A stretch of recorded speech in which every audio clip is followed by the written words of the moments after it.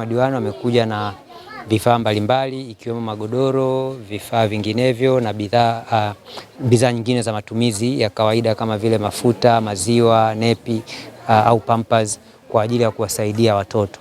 Kikubwa mimi ninachoweza kukisema ni kuwashukuru sana na kuwapongeza waheshimiwa madiwani kwa moyo wao wa upendo na kuguswa kuwafikia watoto wenye uhitaji katika taasisi yetu hii ya ASBAT.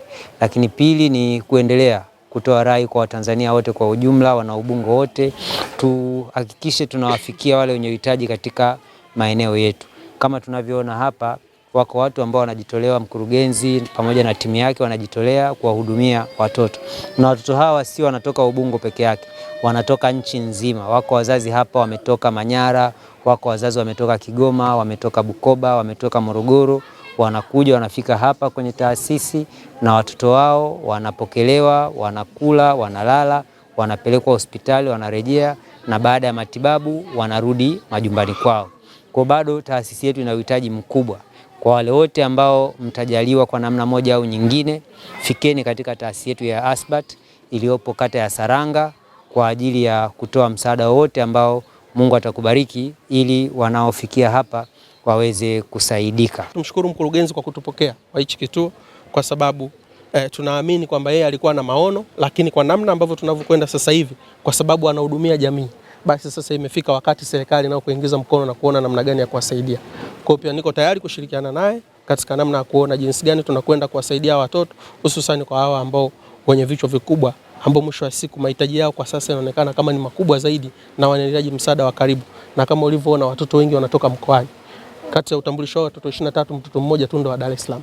Kwa hiyo umeona ni namna gani ambavyo hiki kituo kimekuwa kikifanya kazi sana. Mimi naitwa Rukia Wandwi, mwenyekiti wa madiwani wanawake katika wilaya ya Ubungo. Mimi wito wangu unabakia pale pale kuwaomba wanawake wengine. Hiki ni kituo ambacho kinapokea watu kutoka sehemu mbalimbali, mikoa yote tofauti katika taifa letu. Niwaombe wanawake waje hapa kwenye hiki kituo kuangalia watoto hata kwa salamu tu, sio lazima kwa zawadi.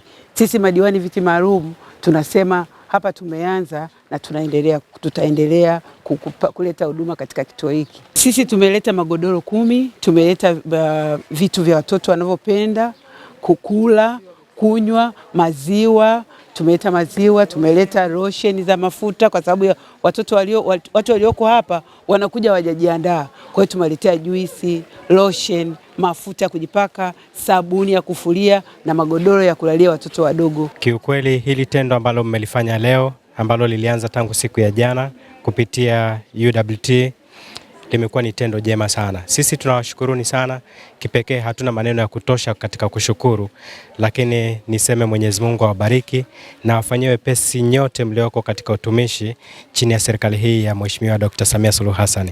Mheshimiwa Mkuu wa Wilaya, tunaahidi kwa vitendo kupokea yale yote ambayo umeyaelekeza tusaidiwe, tutayatumia kwa uaminifu mkubwa.